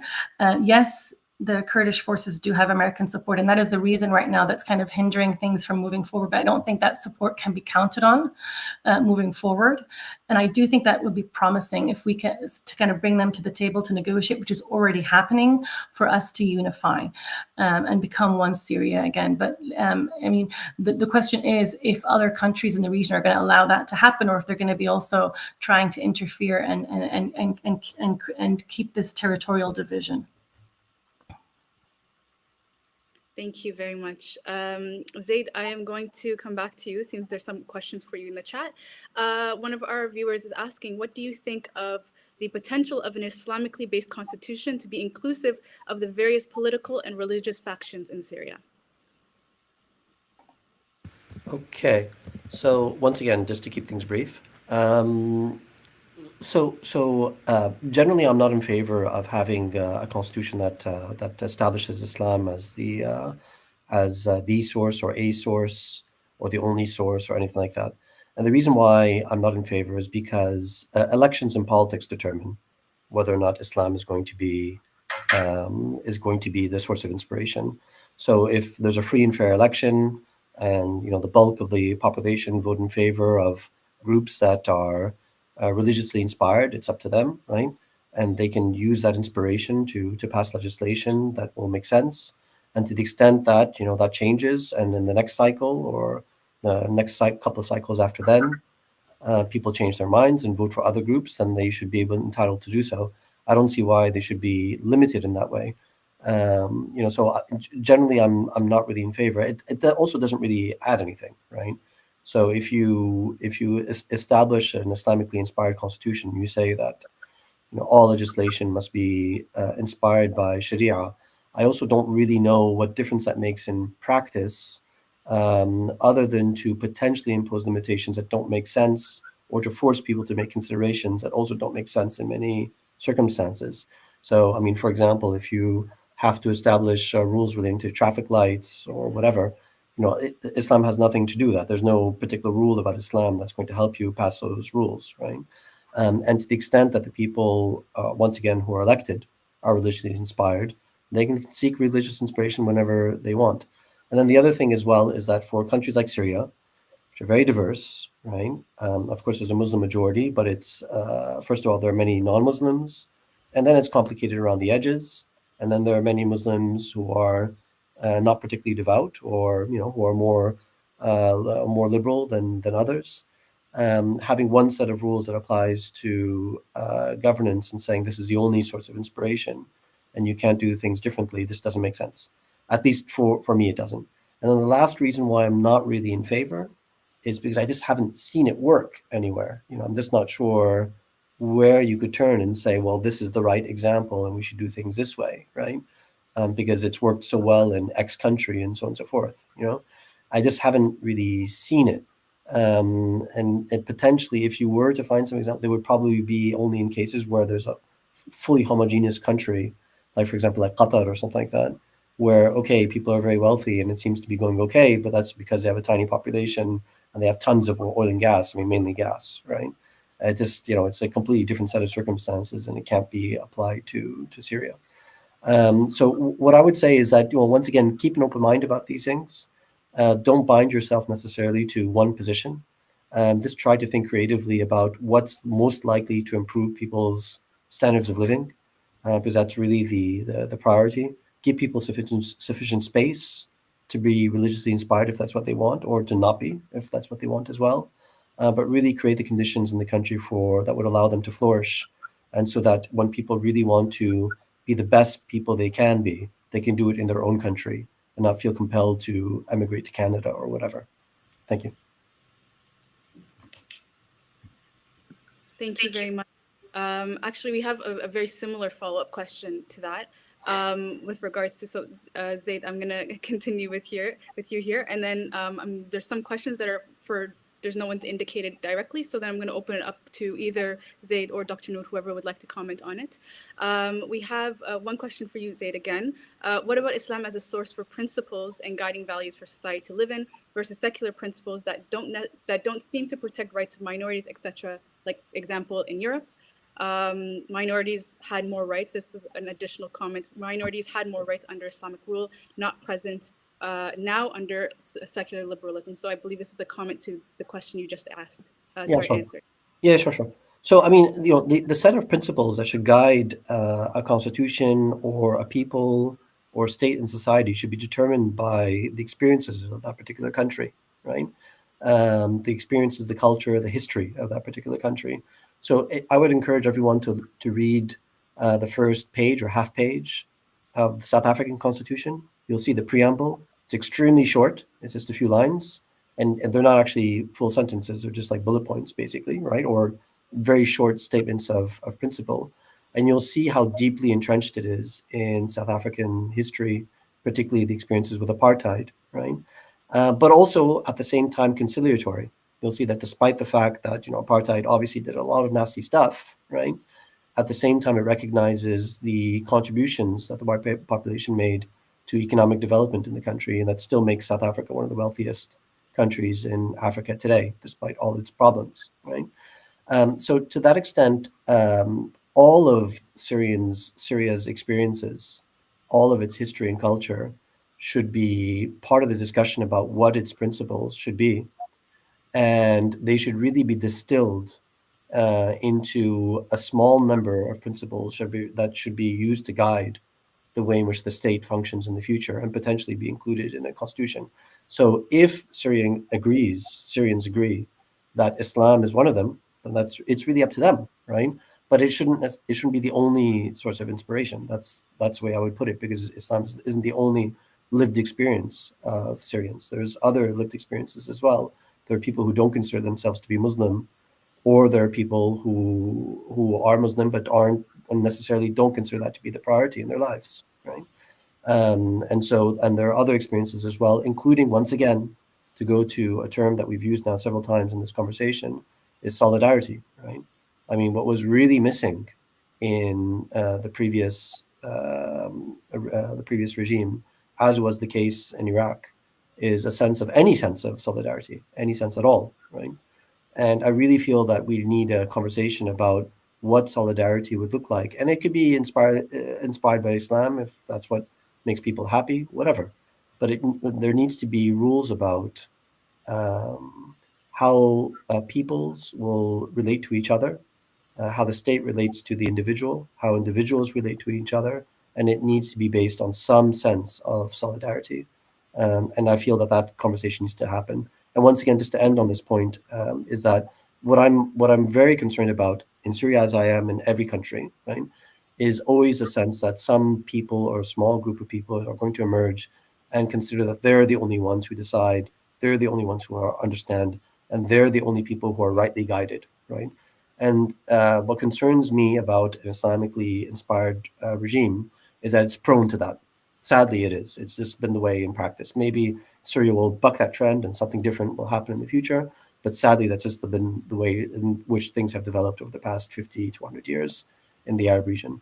And in Syria's case in particular, what concerns me even more now is that not only is HTS a religiously inspired group, but they're also an armed group that considers that it won a conflict, right? So on those two points, they're going to consider themselves, or it's possible at least, who knows how things are going to play out, but it's very possible that they may consider that they get to decide, right? It doesn't matter what anyone else thinks, right? I hope it doesn't happen that way. And there are indications that point in different directions, but I'm crossing my fingers, and I'm always willing to speak to people who would like to have a conversation about it. Thank you. Thank you very much. Dr. Noor, would you like to comment on that? I actually had a question, a follow-up question for that. I'm curious, Zaid. I mean, I have been seeing some commentary that, for instance, that the current constitution that we have in Syria, the constitution, isn't necessarily the worst, right? But the issue is that it wasn't applied, right? The infrastructures and frameworks weren't in place for the application of the constitution. And I understand, for instance, in Ecuador, I think it was in 2008, there was a rewriting of the constitution, like you said, very informed by the local histories of indigenous struggle, where lands were taken from indigenous peoples. And for instance, the constitution very specifically, I mean, it's a beautiful constitution to read because it really talks about like the rights of nature, the rights of land and Mother Earth. But unfortunately, ever since that constitution came into place, we still see protests by the indigenous people of the region. We still see the theft of land and this kind of neoliberal takeover of capitalist endeavors taking over the land from these people. And so I'm wondering, once you have a constitution, what do you need in place to really enforce that constitution? Where is the importance, like how much importance should be placed in the constitution versus what comes around it and surrounding it? Okay, so I'll take that, and then I'll take that question, and then I'll just go back to what you said about the 2012 constitution. What you need is political will. You need for sufficient groups of people, political groups and others as well, to be sufficiently connected to the text to push it forward and to have it implemented, right? If you're just relying on the law by itself to be an implementing mechanism, then it's very unlikely to work. So you really need for politics to be involved in the drafting, the negotiation of the constitution, for groups to feel that they're connected to it. And so therefore, when it comes into force, they're participating in having it implemented and making sure that it's being implemented in a fast enough way as well. Because there's always this risk with constitutions. Constitutions create great opportunities. They're an opportunity to redefine things, to correct mistakes, to set new paths, and so on and so forth. But they're also very risky endeavors as well. And many countries have broken down into civil conflict pursuant to constitutional processes. And Iraq is one example of that. After the entry into force of the constitution in 2006, the first thing that happened is that violence quadrupled, right? It's a really horrific moment. And so there are many other examples of that.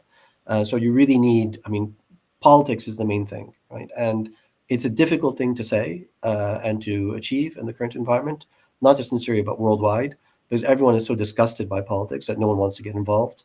But we really need for political groups to be involved, for young people to be involved in political groups, formal political groups, right, through real structures, right, and for them to use those platforms in order to have rules enforced and applied, right. And then in relation to the 2012 constitution, I know that isn't necessarily your perspective. You were citing what other people said, but I really don't agree about the 2012 constitution. It's a terrible text. So there are nice provisions about personal rights and so on and so forth, but those don't ultimately matter. What matters is the system of government. If the system of government is wrong, then it doesn't matter what the provisions on rights say, because then the president can change whatever he wants whenever he feels like it. And so if you just look at the provisions relating to presidential power, and particularly the president's capacity to control parliament and to control local government and to control the courts, right? It's just unbelievable the amount of authority he has. He has more authority than Louis XIV had in France under the monarchy, right? And so the idea that, oh, well, it's not so bad because look, it says that there's freedom of speech and freedom of assembly and so on and so forth. I mean, ultimately, those things just don't matter. What matters is how much authority you're giving to the president, right? To the one person who's in charge. And so if the president wants to arrest everyone when he's given all this power, the fact that it says that everyone has the freedom of assembly and freedom of movement will be meaningless in the end, right? You really need to have the right balance. And the 2012 Constitution does not have that balance. So, sorry.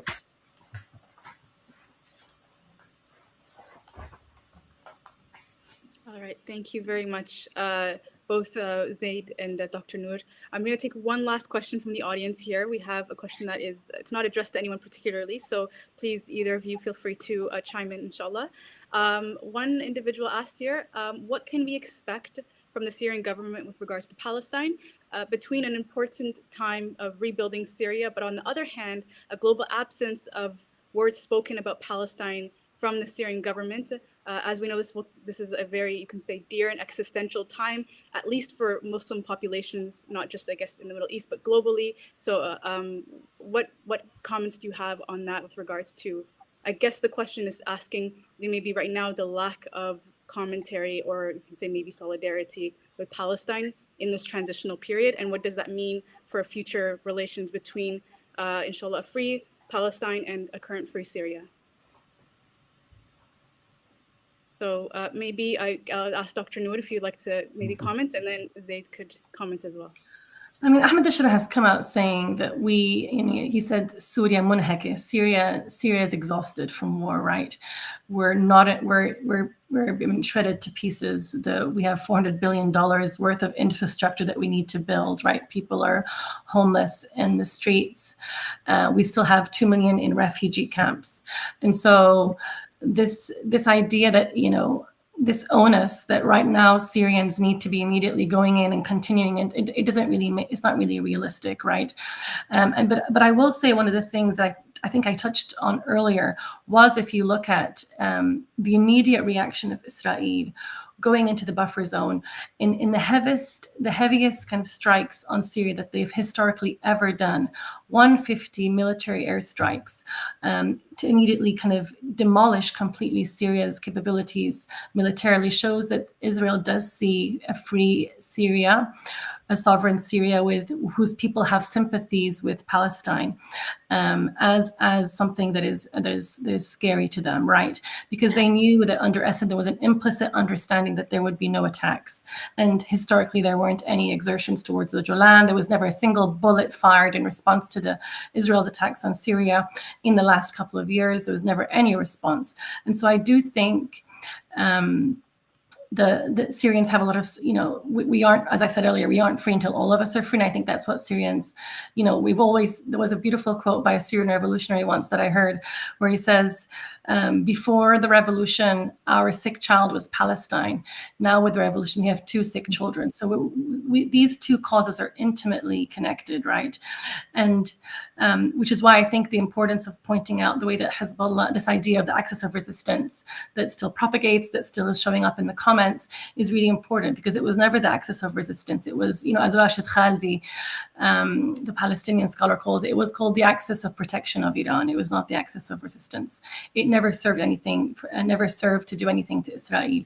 And so it's really important to understand that the killer of your brother in Syria is not going to be your liberator in Palestine.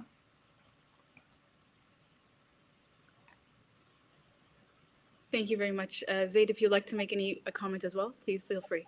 Yeah, so just very briefly. So, I mean, obviously, this is not really my main issue. I mean, I'm not an expert when it comes to these things. But if I'll just offer some general remarks, is that so obviously Syria is exhausted. I mean, that makes complete sense, and the idea that they could now get involved in Palestinian affairs is just not realistic at all. That was also the case in Iraq 20 years ago, by the way. I mean, Iraqis very soon after the war in 2003, that generation of Iraqis really had no time for Palestine at all. There was even some hostility towards Palestine in Iraq, because the former regime, the Ba'athist regime in Iraq, had used Palestine as a way to self-legitimate its rule and say the reason why we need to prolong our existence is to defend Palestine and so on and so forth. So there was initially some hostility towards Palestine, but that eventually corrects itself. I mean, there's just no question that in this region that we're living in, particularly the Middle East, but it goes across the Arab world and also, I would say, also the Muslim world as well, that solidarity with Palestine is real. It's a democratic choice. It's a choice based on solidarity and something that people really feel based on a sense of injustice towards the people of Palestine and what they've been through. And I'm certain that in Syria, they feel it more than they do in Iraq and in other places as well, given the proximity and the connections, the historical connections between Syria and Palestine. I mean, after all, originally Palestine was considered to be part of Syria, right? It was in Iraq. There was no question that it's not part of Iraq, but nevertheless, today, 20 years later, in Iraq, there's a real sense of solidarity with Palestine at a very grassroots level. I'm not talking about sort of like militias and political groups and so on and so forth, but now the like this new generation of Iraqis that's grown up outside the presence without having lived under Saddam Hussein has a real sense of solidarity with Palestine. But then there's something else, and I note that I can see that either my son or my wife has put in a comment in the on the box as well, and they're reminding us that it's not just a question of Palestine, but it's also that Israel's currently expanding into Syria, and that they're building military bases inside Syria territory. I mean, inevitably, that's going to become an issue. It's just not. It may be something, a deliberate strategy by HTS now to downplay that because they just don't have the capacity to manage that currently. But inevitably, those issues are going to come to the fore. It's just a matter of time. All right, thank you very much. I'm sure we could continue this conversation for another 2, 3, 4 hours, and I'm sure the questions will keep rolling in as they are right now. But unfortunately, we do have to bring the program to an end. Firstly, I would like to thank both of you, Zaid and Dr. Noor, for your time and for your very insightful contributions on what has been a very pivotal moment, not just for the Middle East, but I would say the entire Muslim Ummah at large and everyone who's in solidarity with the Syrian people in their struggle for liberation and all liberatory struggles across the world. So I wish to thank you both for your contributions, for your insights, the challenges that are present for the Syrian people, but also the optimism we have that, inshallah, that it will be a different story for Syria. So once again, thank you very much once again. And I want to thank our audience as well for joining, those who engaged, asked questions, comments. It was a very engaging session. And hopefully we hope to see you again at our next colloquium. Thank you very much. Assalamu alaikum. Alaikum assalam. Thank you all so much. Bye.